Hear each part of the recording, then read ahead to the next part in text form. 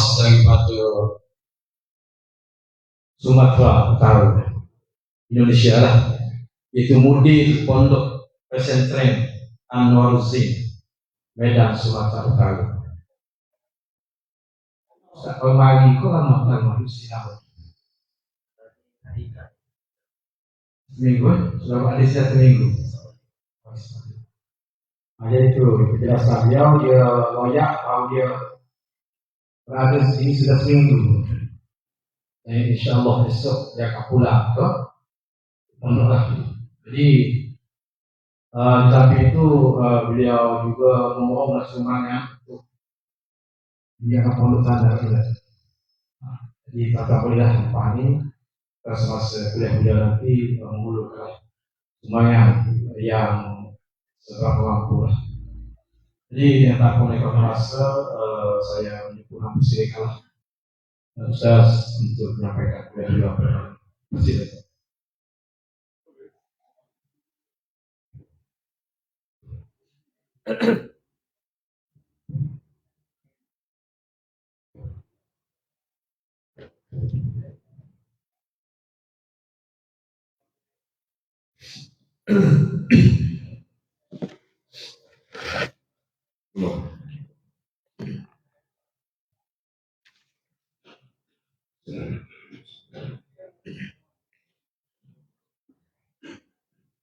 Assalamualaikum warahmatullahi wabarakatuh.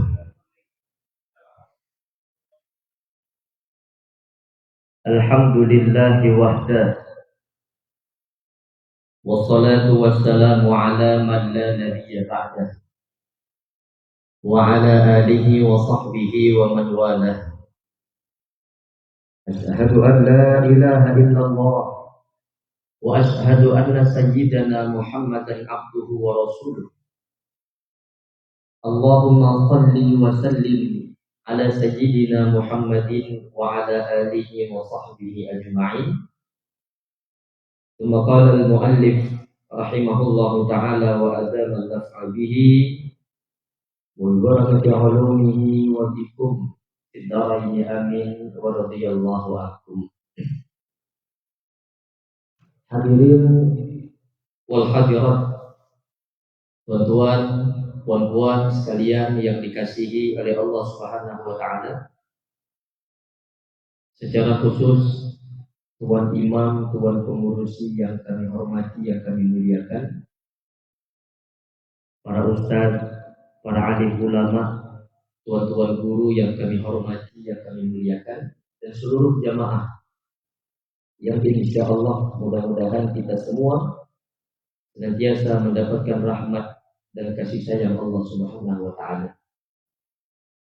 Yang pertama kali, mari sama-sama kita rafa'kan rasa syukur kita kepada Allah Subhanahu wa taala terhadap sekian banyak nikmat dan karunia yang Allah Subhanahu wa taala berikan kepada kita. Di antara nikmat tersebut adalah nikmat hari ini kita masih diberi umur oleh Allah Subhanahu wa taala. Nikmat hari ini kita masih lagi dihidupkan oleh Allah Subhanahu wa taala. Maka dari itu mari sama-sama bagi ataupun sisa usia yang Allah Subhanahu wa taala berikan kepada kita ini kita gunakan sebaik mungkin untuk menambah amal-amal ibadah kita, menambah amal-amal kebaikan kita, yang mana amal-amal kebajikan tersebut yang akan menjadi bekal untuk kehidupan kita di akhirat nanti yang selama-lamanya. Bagaimana doa yang senantiasa diminta oleh Nabi Muhammad sallallahu alaihi wasallam kepada Allah Subhanahu wa taala, waj'alil hayata ziyadatan lana fi kulli khair. Ya Allah, jadikanlah hidup kami ini penambahan usia yang Engkau berikan kepada kami, ziyadatan lana fi kulli khair, untuk kami dapat menambah kebaikan-kebaikan kami sebelum kami meninggal dunia. Harapan kita tuan-tuan perempuan sekalian yang dikasihi oleh Allah Subhanahu wa taala, bagaimana hidup untuk berbuat baik, melakukan amal, taat kepada perintah Allah, tinggalkan maksiat, dan harapan kita adalah bagaimana satu saat nanti ketika kita wafat, ketika kita meninggal dunia, kita wafat dalam keadaan husnul khatimah insyaallah. Amin ya rabbal alamin. Salawat dan salam kita sampaikan kepada Sayyiduna Muhammad sallallahu alaihi wasallam. Tentu harapan kita bersama ialah mudah-mudahan juga kita termasuk umat Nabi Muhammad, yang cinta kepada Nabi Muhammad. Mulut kita banyak bersolawat ke atas Nabi Muhammad sallallahu alaihi wasallam. Moga-moga kita termasuk umat Nabi Muhammad yang mendapatkan syafaat di akhirat nanti. Amin ya rabbal alamin. Baik, tuan-tuan sekalian yang dikasihi oleh Allah Subhanahu wa taala, insyaallah tazkirah ataupun kuliah ringkas kita pada malam Jumat yang penuh dengan keberkahan ini, kita akan sedikit membaca untayan hikmah yang disebutkan oleh Al-Imam Ibnu Athaillah As-Sakandari rahimahullah taala di dalam kitabnya Al-Hikam yang disyarahkan oleh Syekh Ibnu Ajibah Al-Idrisi Asy-Syadzili rahimahullah taala di dalam kitabnya Hifdhul Himam fi Syarh Al-Hikam. Sebelum kita masuk ke dalam pembacaan ataupun pembahasan kitab, tuan-tuan sekalian yang dikasihi oleh Allah Subhanahu wa taala, sebelumnya saya minta maaf kalau seandainya kuliah yang disampaikan pada malam hari ini tidak menggunakan bahasa Kelantan. Ya, saya tak pandai lagi kecek Kelantan. Hanya itu aja yang tahu. Jadi kuliah ini akan saya sampaikan dengan bahasa Melayu juga lah, tapi Melayu Indonesia. Indonesia itu ramai Melayu, khususnya di kampung atau di daerah saya, Medan, Sumatera Utara, Melayu Delhi. Tapi Sultan ada lagi, cuma ya sudah kata formality saja. Istananya ada, Istana Maimun. Medan itu Sumatera Utara secara amnya dulu dikuasai oleh Melayu Delhi, tapi sekarang sudah campurlah. Ada suku Batak, ada suku Jawa dan macam-macam. Baik, mudah-mudahan walaupun saya belum pandai ya kecek Kelantan, tapi mudah-mudahan apa yang kami sampaikan Allah boleh lagi tuan-tuan dan puan-puan pahami insyaallah. Baik, tuan-tuan puan-puan sekalian yang dirahmati oleh Allah Subhanahu wa taala. Berkata Imam Ibnu Athaillah As-Sakandari rahimahullahu taala, "Man lam yuqbil 'ala Allah bi mulaqafatil ihsan qida ilaihi bisalasilil imtihan." Ini satu untayan hikmah yang luar biasa dari Al-Imam Ibnu Athaillah As-Sakandari yang mudah-mudahan nanti boleh jadi panduan ya, untuk kita amalkan ya, dalam kehidupan sehari-hari. Apa kata beliau? Man lam yuqbil 'ala Allah bi mulaqafatil ihsan. Orang yang tak boleh dekat kepada Allah Subhanahu wa taala, tak boleh dia mematuhi dan taat kepada perintah-perintah Allah melalui perantara kenikmatan-kenikmatan yang Allah Subhanahu wa taala berikan kepadanya, tidak, maka Allah akan gunakan cara lain untuk dia boleh dekat kepada Allah. Dengan cara apa? Dengan cara Allah berikan dia cabaran dan ujian dalam kehidupan. Orang yang ketika Allah Subhanahu wa taala berikan nikmat kepada dia, berbagai macam nikmat karunia Allah Subhanahu wa taala berikan kepadanya. Sehatnya Allah bagi, umur Allah bagi, harta Allah bagi, anak, istri, suami Allah Subhanahu wa taala bagi. Pekerjaan Allah bagi, kereta, motor, rumah Allah Ta'ala bagi, penglihatan yang sehat, pendengaran yang sehat. Semua Allah Subhanahu wa taala bagi. Allah Subhanahu wa taala berkehendak dengan nikmat-nikmat yang Allah bagi kepada kita tadi itu, macam mana kita boleh menggunakan nikmat itu sebagai wasilah, jembatan untuk kita boleh dekat kepada Allah Subhanahu wa taala. Tapi ada setengah-setengah orang yang ketika Allah bagi dengan berbagai macam kenikmatan-kenikmatan, tapi dia lalai, dia lupa bersyukur kepada Allah Subhanahu wa taala. Dia tak salat, dia tak zakat, dia tak haji padahal dia mampu. Bahkan dia berani untuk melakukan maksiat kepada Allah Subhanahu wa taala. Dia mencuri, dia berzina, dia melakukan berbagai macam kemaksiatan. Dengan kenikmatan yang Allah bagi kepada dia, maka jangan sampai, kata Imam Ibnu Athaillah, Allah paksa orang tersebut untuk tetap dekat kepada Allah bisalah silil imtihan, tapi dengan cara Allah bagi dia cabaran. Ketika sudah Allah bagi sakit, baru ingat, ya Allah. Kan orang-orang macam itu. Dulu tak nak sholat, tak nak zikir, tak nak taat, tak nak ibadah. Ketika bengkrak, baru dia ingat Allah Subhanahu wa taala. Ada golongan-golongan yang seperti itu. Ada golongan-golongan yang ketika Allah beri kesenangan dia dalam hidup, maka kesenangannya itu dia gunakan untuk dekat kepada Allah. Tadi ada setengah-setengah hamba Allah, dengan kesenangan nikmat yang Allah bagi kepadanya, justru dia semakin jauh kepada Allah. Ada kalanya, ada masanya Allah cabut kenikmatan itu, Allah bagi dia cabaran, ujian dalam kehidupan. Las-las dia pun ingat Allah, dia bertaubat dan dekat kepada Allah Subhanahu wa taala. Ini yang disebutkan oleh Imam Ibnu Athaillah Sakandari rahimahullah taala. Jadi ringkasnya tuan-tuan, hamba Allah ini yang dekat kepada Allah itu ada dua cara. Yang pertama dengan cara Allah bagi dia nikmat, kemudian dia bersyukur terhadap nikmat tersebut. Yang kedua, kadangkala Allah membuat seseorang itu dekat kepada Allah dengan cara Allah bagi cabaran, Allah bagi ujian dalam kehidupannya. Kita nak yang mana tentu? Nak yang Allah bagi cabaran kemudian kita ingat Allah, atau yang Allah bagi nikmat? Tentu kita nak yang pertama.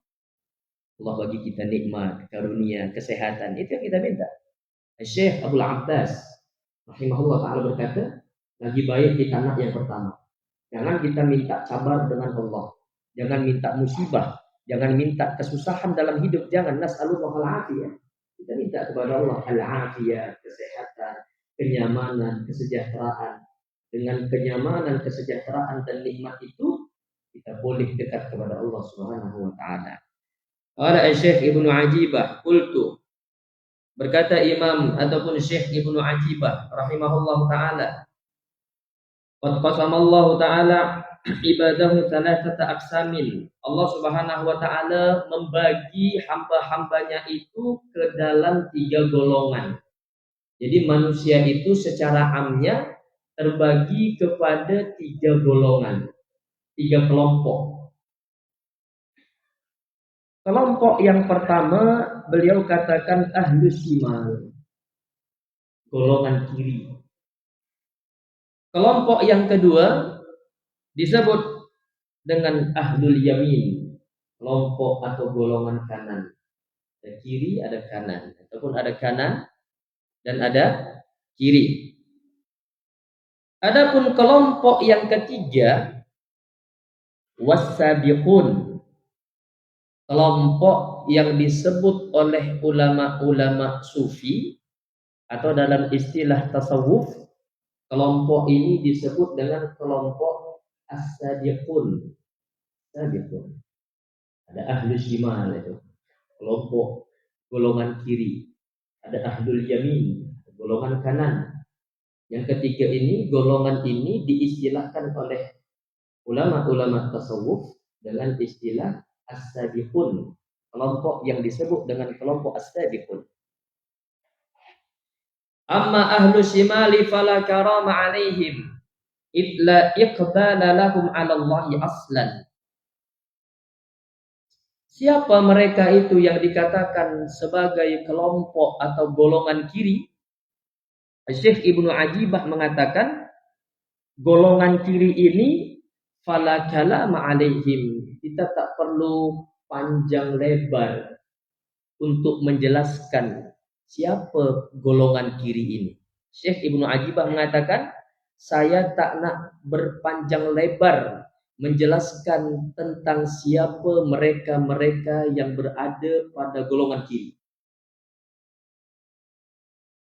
Beliau ringkaskan, mereka ini orang-orang yang tak menghadap Allah secara langsung. Orang-orang yang jauh dari Allah. Tak taat dan patuh kepada perintah-perintah Allah Subhanahu wa taala. Tak sholat, tak beribadah. Zahir dan batinnya busuk dan kotor. Zahirnya tak melakukan kebaikan, tak melakukan ketaatan. Bahkan dia melakukan kemaksiatan kepada Allah Subhanahu wa taala. Ini golongan kiri. Dan juga orang-orang yang memiliki hati yang kotor, ini juga termasuk orang-orang yang berada pada golongan kiri. Banyak penyakit-penyakit hati, seperti sombong. Yang punya harta, disombong dengan hartanya. Yang punya jawatan, kadang-kadang ada orang sombong dengan sebab jawatannya. Kata Imam Ghazali dalam Ihya Ulumuddin, ada 3 sebab di antara yang menyebabkan seseorang itu sombong, merasa tinggi. Yang pertama sebab harta, yang kedua sebab jawatan, yang ketiga sebab ilmu. Ada setengah-setengah orang yang dibagi ilmu oleh Allah Subhanahu wa taala, mestinya ilmu itu dia gunakan untuk dia takut kepada Allah, menjadi orang yang rendah, tawadhu, rendah hati, rendah diri. Tapi kadang-kala ada juga orang berilmu ini hatinya sombong, meninggi di hadapan Allah dan meninggi di hadapan manusia. Ahlus shimal. Ini termasuk juga ke dalam golongan kiri, tuan-tuan. Hasad, dengki dalam hati. Ya, alhamdulillah. Mudah-mudahan Allah elakkan hati kita daripada perkara-perkara yang kotor ini, dan ini dimasukkan oleh Allah ke dalam golongan kiri. Hasad, dengki, sombong, ujub, bangga diri dan lain sebagainya. Alhamdulillah. Mudah-mudahan Allah bersihkan hati kita semua daripada kotoran-kotoran hati yang sedemikian, insyaallah. Amin ya rabbal alamin. Golongan kiri di dalam Al-Qur'an pun Allah Subhanahu wa taala nyatakan wa ashabus shimal, golongan kiri. Ma ashabus shimal, siapa dan apa golongan kiri itu? Fi samumin wa hamim, mereka nanti di akhirat berada pada siksaan yang luar biasa. Samumin wa hamim, mereka mendapatkan angin yang sangat panas dari api nerakanya Allah Subhanahu wa taala. Wa dhillim yahmum, mereka nanti juga di akhirat dapat naungan, tapi naungannya panas. Ini golongan kiri. La baridin wala karim, tidak sejuk dan mereka tak mulia, mereka hina di sisi Allah Subhanahu wa taala. Innahum kanu qabla dzalika mutrafin, mereka dulu ketika di dunia mereka adalah orang-orang yang melampau kepada Allah Subhanahu wa taala. Wa kanu yusirruna 'alal hinthil 'azim, mereka senantiasa melakukan dosa kepada Allah Subhanahu wa taala. Bahkan yang teruknya Allah berfirman, wa kanu yaquluna a idza mitna wa kunna turaban wa idhaman a inna lamab'utsun. Mereka adalah orang-orang yang ketika di dunia ragu terhadap urusan akhirat, ragu terhadap kehidupan akhirat. Apa iya ada alam kubur? Hidup sajalah suka-suka di dunia nih. Tak sholat, tak kisah. Tak beramal, tak kisah. Mati nanti jadi tanah. Mati jadi tulang. Bukan orang-orang kafir saja. Bahkan orang-orang muslim sekalipun ada yang keyakinannya, keimanannya lemah terhadap urusan akhirat, hingga dia berani untuk melakukan kemaksiatan. Nabi mengatakan, la yasrikus sariqu hina yasrik wa huwa mu'min. Pencuri ketika saat dia mencuri, saat itu dia tidak beriman kepada Allah. Dia tidak beriman kepada akhirat. Hakikatnya begitu. Kalau dia beriman kepada Allah, dia yakin Allah Maha melihat, Allah Maha mengetahui, Allah Maha menyaksikan bahwa nanti setelah mati ada alam barzakh, ada alam kubur. Tak berani untuk melakukan dosa kemaksiatan kepada Allah. Wa kanu yaquluna a idza mitna wa kunna turaba wa idhama, nanti mati jadi tulang, nanti mati jadi tanah, tak ada apa-apa, tak ada alam kubur, tak ada padang mahsyar, tak ada itu semua. Ini yang Allah katakan orang-orang yang berada pada kelompok atau golongan kiri. Alhamdulillah. Mudah-mudahan insyaallah tuan-tuan yang ada di masjid ini, puan-puan dan kita semua, keluarga kita dan saudara-saudari kita muslim, mudah-mudahan kita tak termasuk ke dalam golongan yang kiri ini, ya Allah, ya Rabb. Suatu saat kita meninggal dunia. Semua kita tahu, yang nak mati, yang tak nak mati, mati. Kaya miskin mati. Apa kata salah seorang penyanyi dari Indonesia, Diri Sulaiman. Kenal Diri Sulaiman? Orang kaya mati, orang miskin mati, raja-raja mati, rakyat biasa mati, semua mati. Saya kalau sudah sebut pasal mati, walaupun mungkin usia saya masih muda lagi, mohon maaf teman-teman, macam merasa tak sopan memang saya cakap di depan sini. Tapi niat saya sedikit berkongsi ilmu. Saya yakin banyak lagi tuan-tuan yang usia lebih tua daripada saya dan ilmunya lebih banyak, tuan imam, tuan polisi dan semuanya. Saya hormati semua. Tapi setakat berkongsi ilmu. Ya. Jadi cerita pasal mati ini, walau usia saya tak muda juga lah, saya usia 32 tahun, teman-teman. Alhamdulillah ada satu orang istri, satu orang saja. Sama lah macam Pak Cik ini satu orang kan. Dan anak Allah bagi 5. Anak saya ada 5, tapi beberapa tahun ya belakangan ini saya Allah bagi pelajaran lah. Apa kata Nabi? Kafa bil mauti wa'idho. Cukuplah kematian orang-orang yang ada di sekitar kamu itu menjadi pengingat, menjadi penasehat bagi kamu. Cukup kematian orang lain itu jadi ingatan, jadi nasihat untuk kita. Bahwa kita ada saatnya kita akan meninggal, mati seperti dia. Saya 3 adik-beradik, ada emak, ada ayah. Tapi sekarang ini saya tinggal 2 orang dia. Saya punya emak ya, sudah meninggal dunia. Saat saya usia 9 tahun, emak meninggal muda juga, usia 33, meninggal dunia. Kemudian saya punya adik umur 25 tahun. Adik perempuan usia 25, punya anak 2 tahun lepas.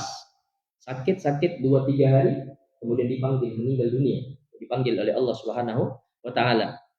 Tak lama kemudian saya punya anak nomor 4. Anak saya nomor 4. Anak pertama perempuan, kedua perempuan, ketiga perempuan. Ya Allah, teringinilah anak lelaki.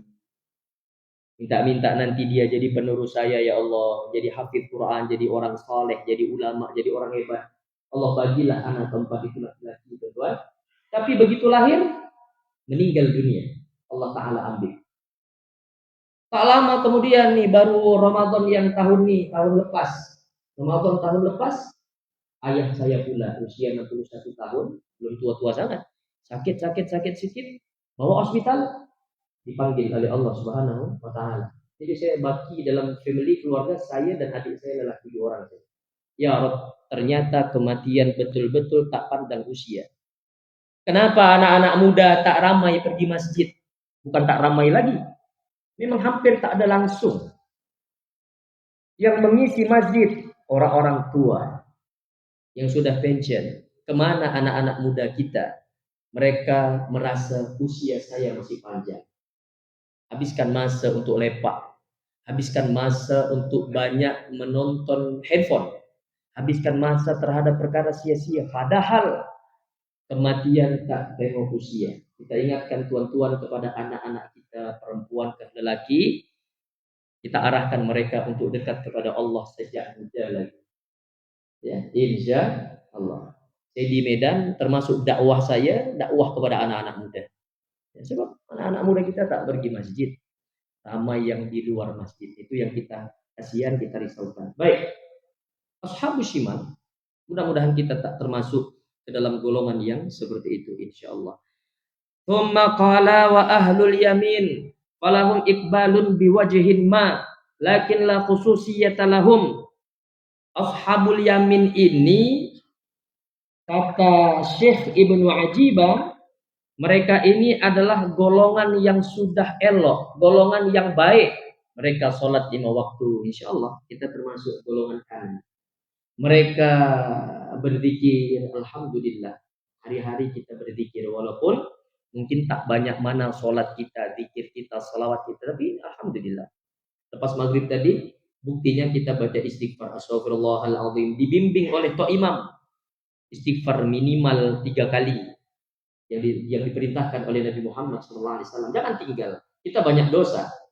Nabi Muhammad yang tak ada dosa langsung, istighfarnya setiap hari tak kurang dari 100 kali. Minimum istighfar Nabi Muhammad 100 kali dalam satu hari. Atau riwayat menyebutkan dalam satu majelis sekali duduk Nabi Muhammad boleh beristighfar sampai 100 kali. Kita yang banyak dosa tak akan kita taat istighfar walaupun 3 kali. Baca zikir la ilaha illallah wahdahu la syarikalah lahul mulku wa lahul hamdu yuhyi wa yumiit wa huwa ala kulli syai'in qadir 10 marrat, 10 kali setelah salat maghrib, 10 kali setelah salat subuh, maka Allah akan memberikan 5 keutamaan. Di antara keutamaannya adalah Allah akan menjaga kita dari berbagai macam bahaya. Di Kelantan katanya kalau udah ada bulan 11-12 banjir. Mudah-mudahan kampung kita, keluarga kita, daerah kita, diri kita, harta kita Allah lindungi dengan sebab keutamaan zikir-zikir yang kita baca tadi. Ayat kursi, Allahu la ilaha illa huwal hayyul qayyum. Baca setelah sholat 5 waktu, jangan tinggal tuan-tuan. Allah mengatakan, Nabi mengatakan, ma yahulu bainahu wa bainal jannah illal maut. Tak ada penghalang, pembatas antara dia dengan surga kecuali kematian. Tiket masuk dalam surga salah satunya adalah istiqamah membaca ayat kursi setelah salat 5 waktu.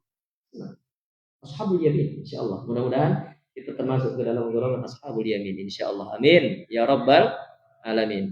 Wa ashabul yamin, Allah berfirman ya dalam surah Al-Waqiah, golongan kanan. Siapa golongan kanan itu? Ma ashabul yamin fi sidrin makhdud. Ini golongan kanan. Mereka berada di bawah pokok-pokok yang rindang.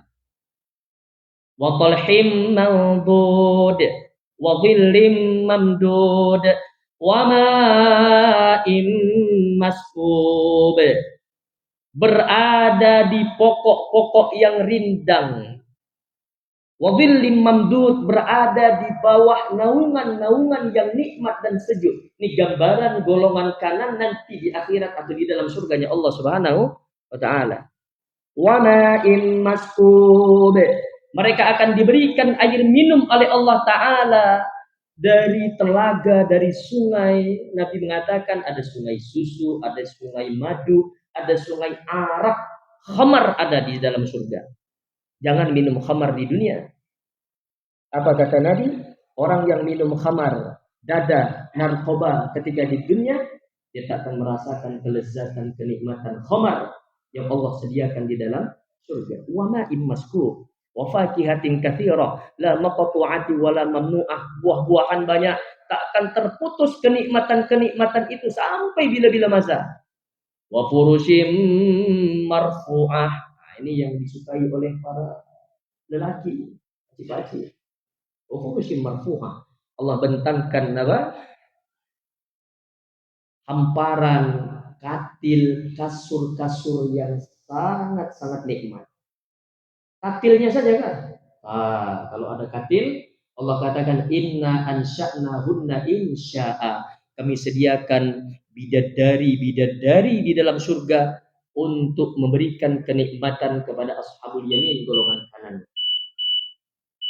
Cerita bidadari habis waktu.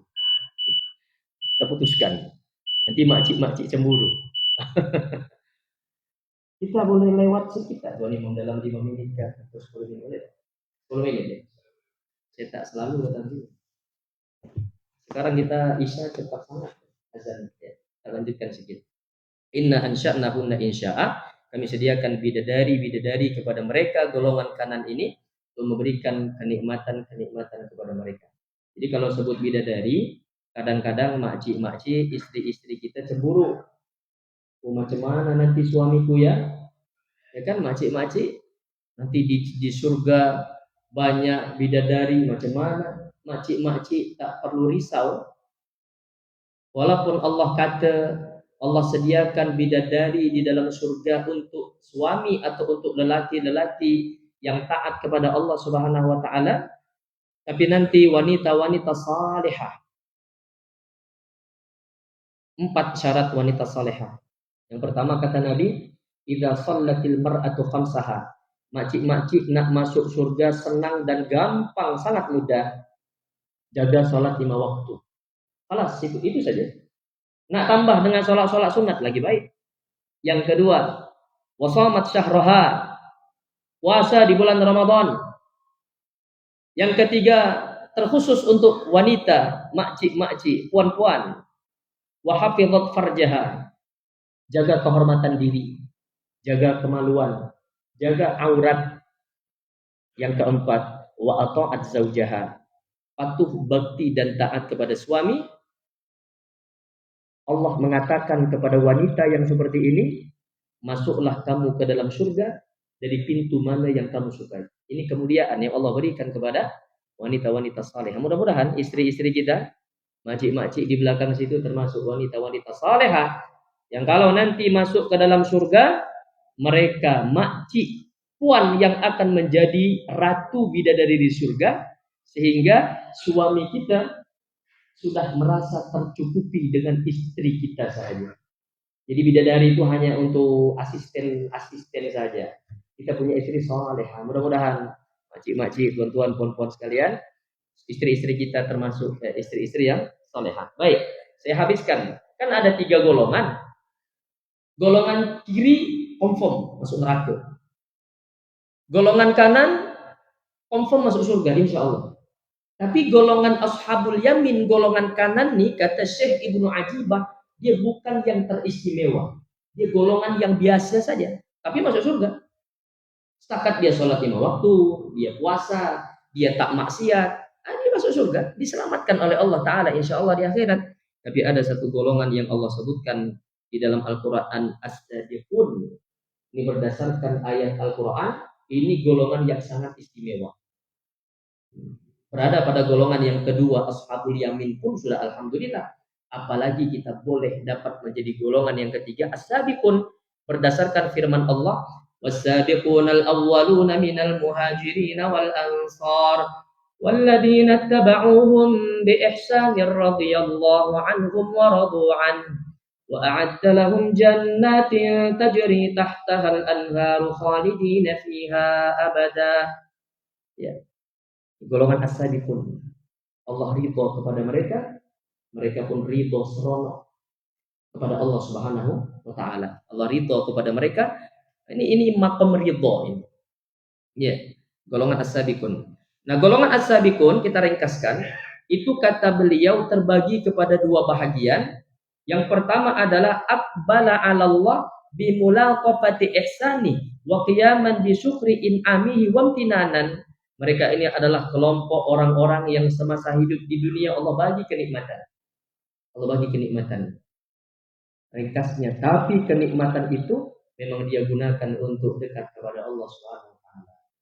Dia kaya, tapi kekayaannya tak menghalangi dia untuk melakukan ibadah. Kekayaannya tak membuat dia sombong. Dia Allah bagi banyak ilmu, dia Allah bagi kesehatan, Allah bagi kenikmatan, karunia-karunia itu, tapi kenikmatan itu dia tunaikan kewajibannya. Apa kewajibannya? Bersyukur kepada Allah Subhanahu wa taala. Mudah-mudahan kita termasuk kelompok yang ini. Kita nak golongan as-sabiqun, tapi golongan yang Allah bagi nikmat, tapi kenikmatan kita gunakan untuk patuh dan taat kepada Allah. Yang terakhir, golongan as-sabiqun ini kata Syekh Ibnu Ajibah adalah aqbala 'ala Allah, dia menghadap kepada Allah Subhanahu wa taala bisalasilil imtihan, dengan cara Allah bagi ujian dan cabaran kepada dia. Dengan ujian dan cabaran itu dia pun menjadi orang-orang yang bersabar. Dapat nikmat syukur, dapat cabaran Allah bagi sakit, Allah takdirkan maaf, susah, miskin di dunia, Allah takdirkan sakit, Allah takdirkan bankrupt, macam-macam cabaran yang Allah berikan kepadanya, tapi dia tetap menjadi orang yang bersabar, tetap menjadi orang yang patuh kepada Allah Subhanahu wa taala. Maka golongan yang seperti ini pun termasuk golongan as-sabiqun, orang yang dekat kepada Allah tapi melalui jalur sabar. Jadi ringkasnya, dapat nikmat bersyukur, dapat musibah, kita mudah-mudahan boleh menjadi orang-orang yang pandai bersabar terhadap segala musibah yang diberikan oleh Allah Subhanahu wa taala, dan kedua-duanya elok. Dapat nikmat kita bersyukur, jalankan perintah Allah, kita gunakan nikmat-nikmat itu untuk taat kepada Allah, sabar, kemudian dapat cabaran, dapat musibah, kita menjadi orang-orang yang sabar, tak mengeluh ya, kepada Allah Subhanahu wa taala. Allah contohkan di dalam Al-Qur'an Nabi Sulaiman alaihi salam. Allah Subhanahu wa taala berikan kenikmatan, tapi dia tetap mulia. Tetap Allah muliakan dengan kenikmatan itu. Tak mesti orang Islam tak boleh kaya. Boleh, silakan. Orang Islam tak boleh punya kereta mewah, silakan. Allah tak pernah larang langsung orang Islam untuk menjadi pedagang yang sukses, menjadi orang kaya, menjadi pejabat, menjadi presiden. Dan memang silakan, tak ada larangan langsung. Tapi jadilah orang yang banyak Allah bagi kenikmatan, seperti Nabi Sulaiman alaihissalam. Allah memuji Nabi Sulaiman. Wa wahabna li Daud Sulaiman ni'mal 'abdu innahu awwab.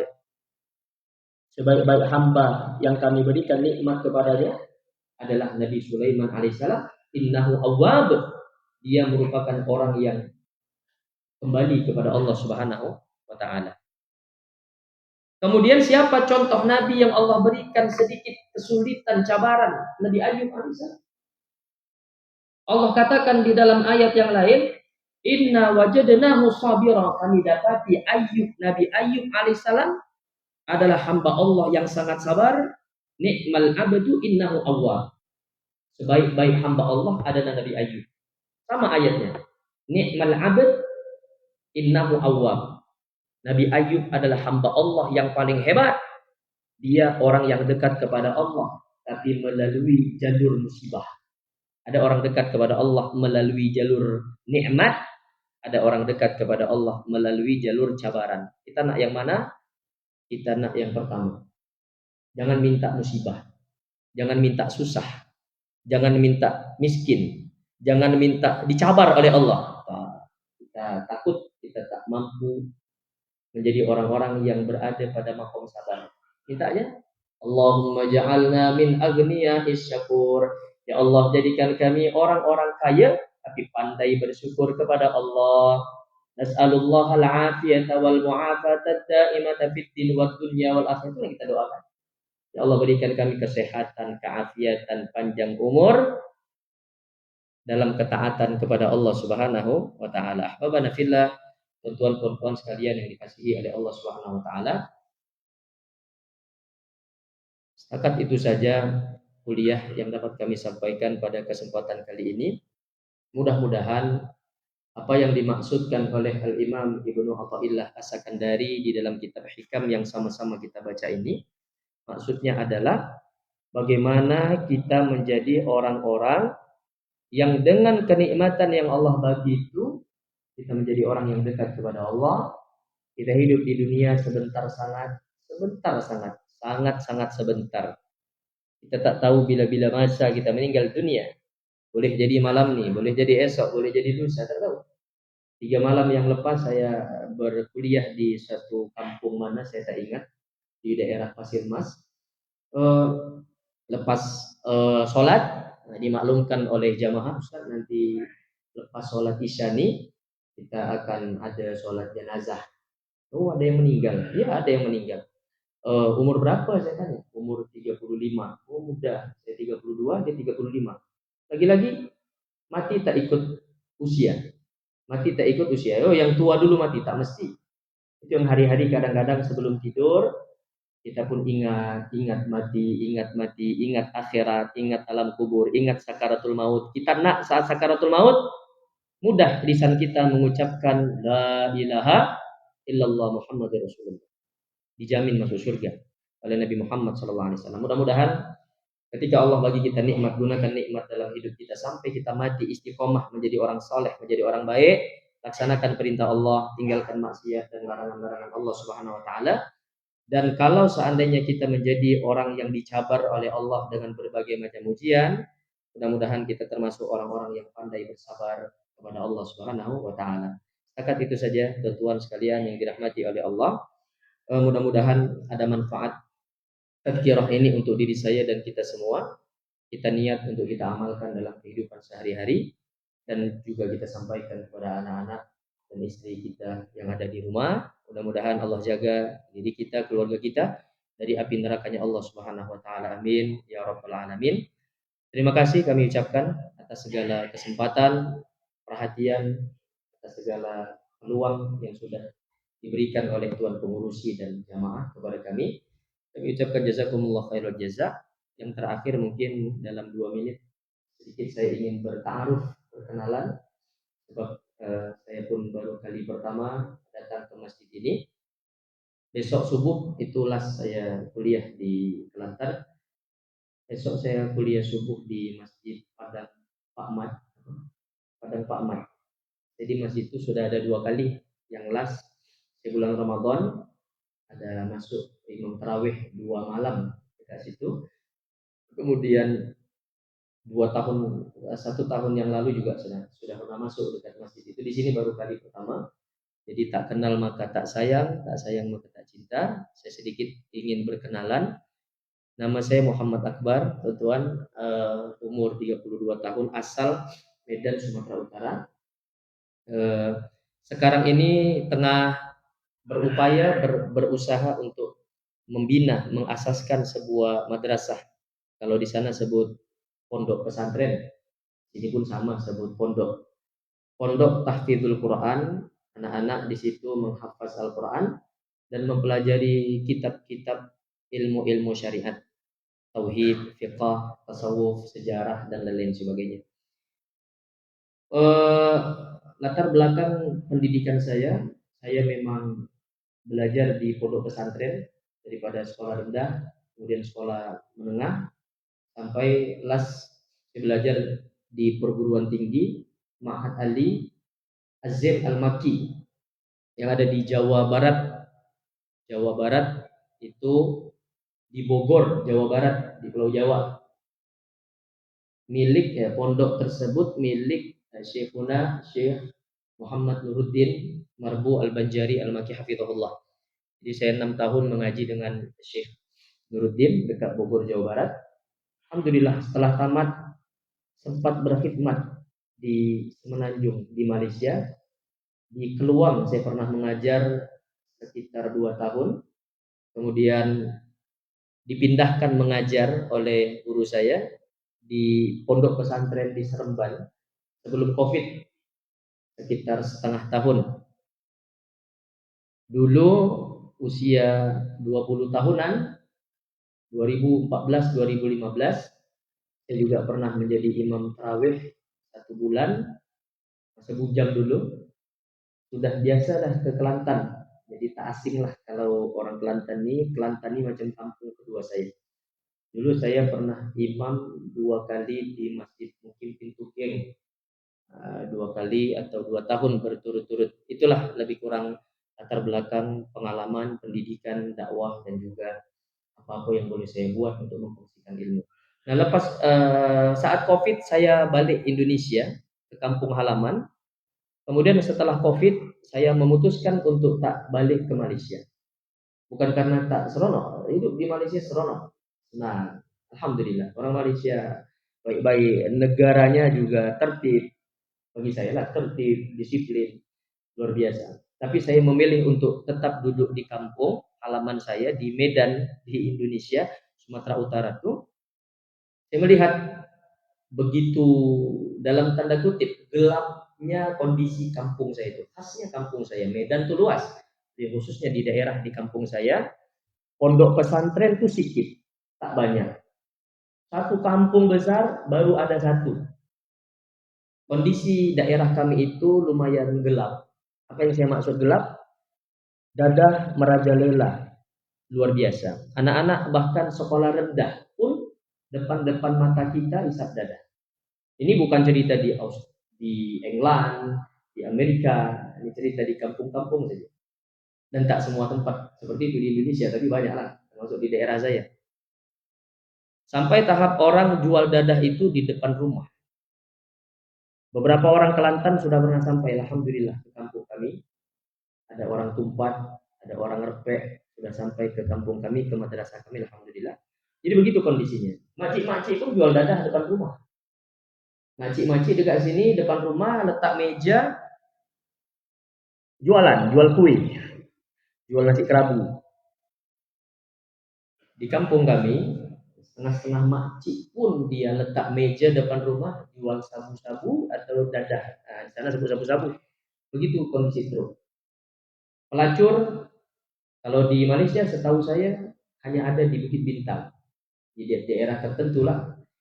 Di kampung kami, walaupun kampung, tapi kanan kiri pelacur.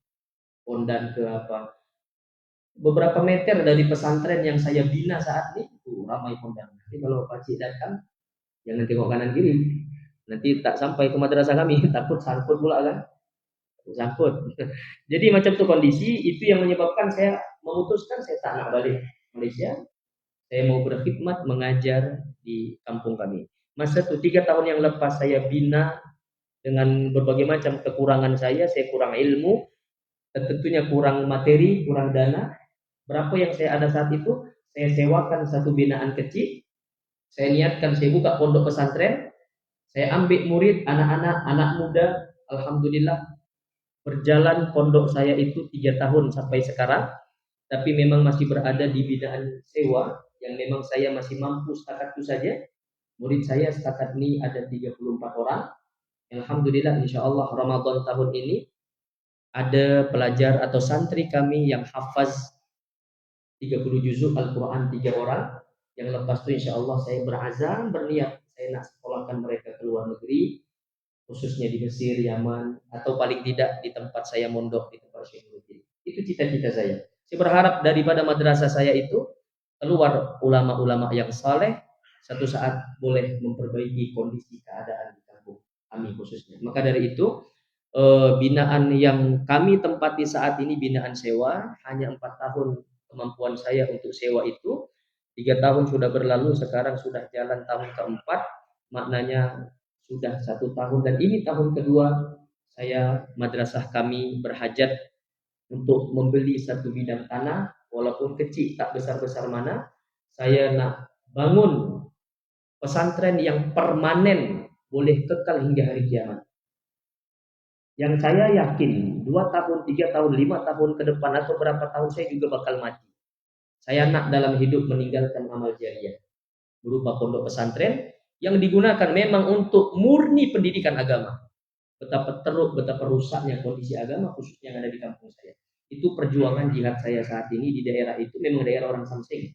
Jadi pesantren kami itu kalau dilempar batu sudah sering. Orang-orang preman kami sebut preman, di sini sebut gangster. Lempar batu.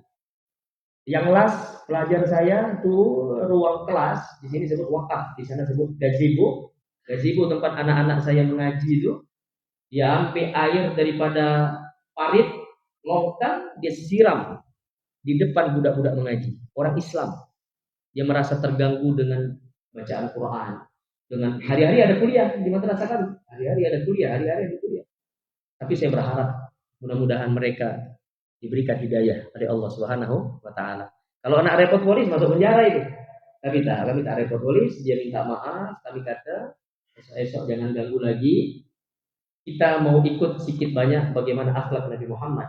Allahumma hdi qaumi fa innahum la ya'lamun. Ya Allah, mereka tetap paham.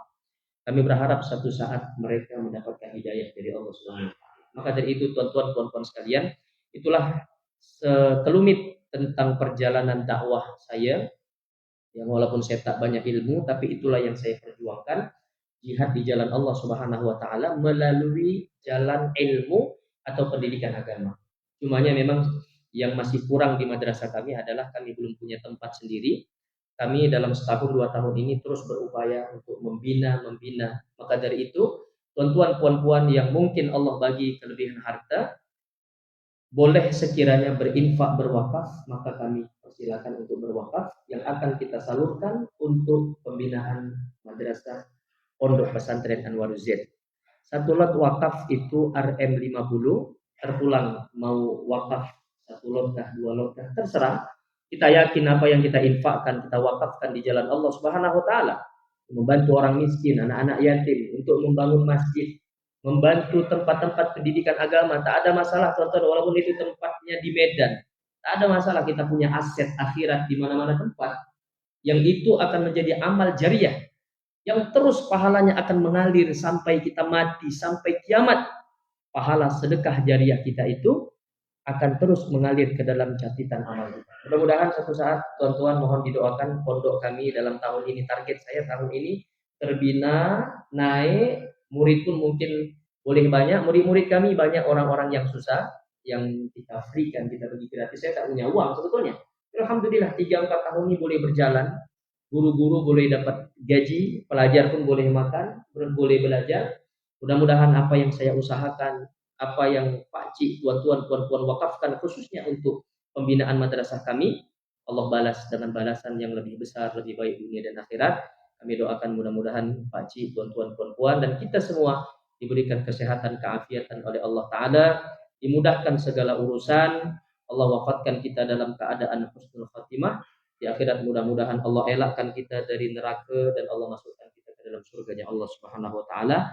Amin ya rabbal alamin. Saya ada sediakan tabung wakaf dan ada juga saya sediakan sijil wakaf.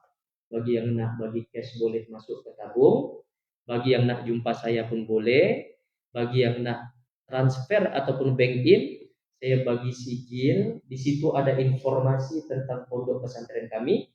Satu saat tuan-tuan ada rezeki, ada umur panjang, ada kesempatan, boleh kami jemput untuk datang melawat ke pondok pesantren ataupun madrasah kami di Medan. Insya Allah mudah-mudahan kita saling kasih mengasihi karena Allah, saling hormat menghormati karena Allah, saling sayang menyayangi karena Allah.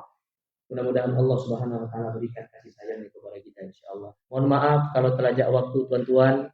Mohon maaf, ini hari terakhir saya di Kelantan. Saya tak selalu datang Kelantan. 1 tahun adalah sekali datang Kelantan dalam 1 minggu.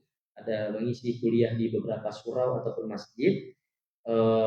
Sekalilah saya nak mengikhtiarkan berusaha macam mana untuk pembinaan madrasah kami. Mudah-mudahan Allah balas kebaikan tuan-tuan puan-puan sekalian. Aku qauli hadza.